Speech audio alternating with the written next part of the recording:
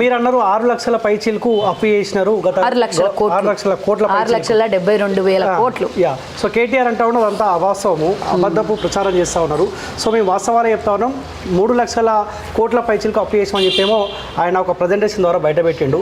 Public Congress party మాటలు నమ్మాలా, BRS party KTR చెప్పిన పబ్లిక్ నమ్మలేదు కాబట్టి మోసాల మీద మోసాలు, అబద్ధాల మీద అబద్ధాలు మాట్లాడి 10 ఏళ్ళు పబ్బం గడుపుకున్నారు.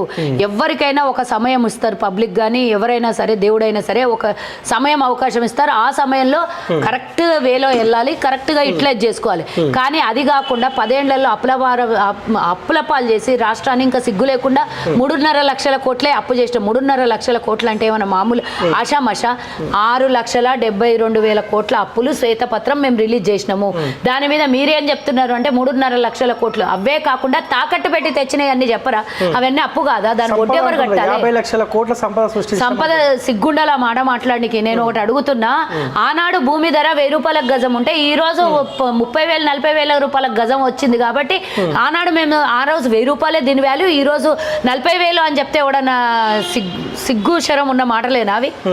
ఆనాడు 1000 రూపాయల వస్తువు ఈ రోజు 40,000కు దొరుకుతుంది అంటే మనం ధర ఎక్కువ పెట్టి కొంటున్నామా? లేదు అంటే నువ్వు సంపదను 4,000 సార్లు పెంచినావా, 40,000 సార్లు పెంచినావా? నువ్వు చెప్పాల్సినటువంటి అవసరం ఉన్నది. సివిల్ డిపార్ట్మెంట్లో చూసుకుంటే మేము 1,50,000 కోట్ల రూపాయల ఆస్తుల్ని పెంచినాము అన్నాడు. కాదు, దాని భూమి విలువల్ని పెంచి, దాని ఆస్తుల విలువల్ని పెంచి, రేట్లు పెంచి చెప్తున్నాడు. అంటే ఈరోజు భూమండలం పెరగలేదు, భూభాగము పెరగలేదు, నువ్వు కొత్తగా వనరుల్ని సేకరించలేదు, కొత్త ప్రాజెక్టుల్ని నిర్మాణం చేయలేదు. ఏ విధంగా నువ్వు ఆర్థిక వనరుల్ని సృష్టించినావు అని చెప్తావు? నేను అడుగుతున్నా, ఒకవేళ కాళేశ్వరం 1,00,000 కోట్ల రూపాయలు అది వృధానా లేదా? దాని మీద కట్టేటటువంటి వడ్డీ కూడా క్యాలిక్యులేషన్ చేసుకోవాలి కదా. మరి ఈరోజు దానివల్ల 1,00,000 ఎకరాలకు కూడా లబ్ధి పొందినటువంటి నీ కాళేశ్వరము 1,00,000 కోట్లు పెట్టినావు దాని మీద. అది వృధా ప్రయత్నమా, వృధానా కాదా? నీ కమిషన్ల కోసం కక్కుర్తిపడి జనాల డబ్బులను అందరినీ తీసుకొని నువ్వు ఈరోజు మెగా కృష్ణారెడ్డికి కాంట్రాక్ట్ అప్పచెప్పేసి ఎల్ఎన్టోనికి ఆల్రెడీ మేము కట్టమన్నట్టే వాళ్ళు కట్టమన్నట్టే మేము కట్టినాం, వాళ్ళ డైరెక్షన్లో పోయింది. ఇంజనీర్ కేసీఆర్ అని ఎల్ఎన్టోలు రేవంత్ రెడ్డి గారితో కూర్చున్నప్పుడు సమావేశంలో చెప్పింది. అంటే గతంలో ఎలక్షన్లకు ముందు ఒక మాట మాట్లాడిన వాళ్ళు ఎలక్షన్ల తర్వాత ఇంకో మాట మాట్లాడారు. ఎందుకంటే ఎలక్షన్ల ముందు ఇవన్నీ చెప్తే బయటపడితే పూర్తిగా తొక్కేస్తారు జనాలు కాబట్టి ఆ మాట వాళ్ళతో మాట్లాడించారు. కాబట్టి ఏ కాంట్రాక్టర్ అయినా సరే, ఏ కట్టడం అయినా సరే వాళ్ళు చెప్పిన అని చెప్పేసి నువ్వు నాణ్యత లేని కట్టడం కడతావా? మీ ఎల్ఎన్టీ అనేది ఒక పెద్ద రెప్యుటేటెడ్ కంపెనీ, దానికి ప్రపంచవ్యాప్తంగా ఎన్నో చోట్ల కాంట్రాక్ట్లు ఉంటాయి.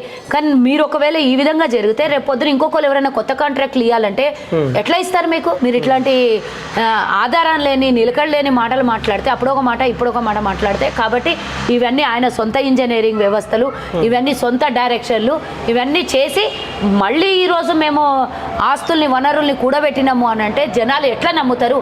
మిమ్మల్ని స్వేద తీర్చుకోవడం కోసమే ప్రతిపక్షంలో కూర్చోబెట్టిండ్రు. ఇప్పుడు మేము స్వేదపత్రం ఇస్తాము, స్వేచ్ఛగా మాట్లాడదాము అంటే మాట్లాడండి. కాంగ్రెస్ ప్రభుత్వం ఇది, టీఆర్ఎస్ ప్రభుత్వం కాదు. మాట్లాడండి, మీరు మాట్లాడాలి, మేము వినాలి, దానికి అమలు పరచాలి. కానీ అబద్ధాలను మాట్లాడితే మాత్రం ఎవరు సహించేది లేదు. ఇక్కడ అసెంబ్లీలో కూడా ఇష్టం వచ్చినట్లు అబద్ధాల మాటలు మాట్లాడారు. ఇదే గత 10 ఏళ్ల క్రితం అసెంబ్లీ గుర్తొచ్చింది. కానీ ఈ 10 ఏళ్లలో ఇంత స్వేచ్ఛాయుతమైనటువంటి వాతావరణంలో అసెంబ్లీ ఎప్పుడైనా నడిచిందా? మీరు మీడియా వాళ్ళు ఉన్నారు, నేను ఒక పార్టీ నాయకురాలుగా నేను నా వన్ సైడ్ నేను మాట్లాడట్లేదు. మీరు గత 10 ఏళ్ల చరిత్రలో అసెంబ్లీ ఎప్పుడైనా ఈ విధమైనటువంటి వాతావరణం కనిపించిందా? రాత్రి 7:30, 8:30, 9:30 అయినా కూడా గత ప్రభుత్వంలో ఉంటుండే ఇది ఆనవాయితీ. కానీ చర్చల మీద, సమస్యల మీద చర్చలు, పరిష్కారాల మీద చర్చలు ఎప్పుడు కూడా జరగలేదు. నువ్వు ధరణి అనే ఒక పోర్టల్ని నువ్వు ఒక జీవో పాస్ చేసుకోవాలంటే 3 అంటే 3 రోజులు పెట్టి అసెంబ్లీ సమావేశాల్ని కుదించేసి నువ్వు సమాప్తి చేసేసుకున్నావు. అది కూడా కరోనా సమయంలో. అసలు ప్రతిపక్షాలతో చర్చలు లేదు, ప్రతిపక్షానికి అవకాశం ఇచ్చేది, ప్రజల పక్షాన గొంతెత్తి ఎవరు మాట్లాడలేదు. మీలాంటి మీడియానే కాదు, ఈరోజు అధికారులు కూడా నిన్న బయటకు వచ్చి అధికారులు మాట్లాడుకుంటున్నారట. గతంలో మేము అడ్వైజ్ ఇస్తే తీసుకునేటోడు కాదు, ఒక్కసారి ఆ ఇబ్బందులు పడ్డోళ్ళు ఎప్పుడు కూడా అడ్వైజులు ఇవ్వడానికి పోలేదు. ఇప్పుడు ముఖ్యమంత్రి గారు మీ సలహాలు ఇవ్వండి, సూచనలు ఇవ్వండి అని అడుగుతున్నారు అని అంటే నిజమైన మా చదువుకు కానీ మాకున్నటువంటి డిజిగ్నేషన్కి కానీ వాల్యూ వచ్చింది. మేము గతంలో మాట్లాడే ప్రయత్నం కూడా చేసేవాళ్ళం కాదు, మాకు వ్యంగ్యంగా మాట్లాడేవాడు. మీకే తెలుసా మేము చెప్పింది వినాలనే మాట్లాడే ముఖ్యమంత్రిని చూసినాం కానీ గత 10 ఏళ్ళు మేము అనుభవించిన నరకం ఏంది అని బాధపడుతున్నటువంటి అధికారులు కూడా. ఇట్లా స్వేచ్ఛమైన వాతావరణం కావాలి, స్వేచ్ఛగా సమస్యలు మాట్లాడే ప్రభుత్వం కావాలి, సమస్యల మీద పరిష్కారం కావాలి. ఇది ప్రభుత్వం, ప్రజా ప్రభుత్వం. మీరేం చేశారు? గడిల పాలన లేదు అంటే నియంత పాలన. ఎన్నడైనా ఈ కేటీఆర్ 1.5 గంటలు, హరీష్ రావు 1.5 గంటలు, ఇదే ఎంఐఎంలకు ఎప్పుడన్నా 1.5 అవకాశం ఇచ్చిండ్రు. ఇప్పుడు 1.5 2 గంటలు మాట్లాడినా ఇంకా సమయం ఇస్తామని రేవంత్ రెడ్డి గారు కానీ సభాపతి కానీ చెప్పారు. గతంలో మీరు మాకెందుకు ఇవ్వలేదు? అరగంట కూడా మాట్లాడనియకపోతుంది, లేదంటే సస్పెండ్ చేస్తుండే. రేవంత్ రెడ్డి గారు ఇంకో మాట కూడా చెప్పారు, వీళ్ళని ఎవరిని బయటికి వదలొద్దు, ఇక్కడనే కూర్చోబెట్టాలి, ఈయనే వీళ్ళు, ఇదే వీళ్ళకి పనిష్మెంట్ అని చెప్పారు. బయటికి పోతే ఎంజాయ్ చేద్దాం, ఈరోజు అసెంబ్లీ లేదు కదా, ఇంకేదైనా టూర్కి పోదాం పిల్లల్ని తీసుకొని అని ఆనాడు మంత్రులు ఎమ్మెల్యేలు ఉంటుండే. ఈరోజు అట్లా కాదు, మీరు రాత్రి 7:30 అయినా మీరు వినాలి, ఇదే మీకు పనిష్మెంట్ అన్నారు. అదే కరెక్ట్. నేను చెప్తున్నా అదే కరెక్ట్. ఎందుకంటే అది వినాలే, మీరు వినాలి, అసలు ఏం మాట్లాడుతున్నారో ప్రజలకు అవగాహన కావాలి కదా.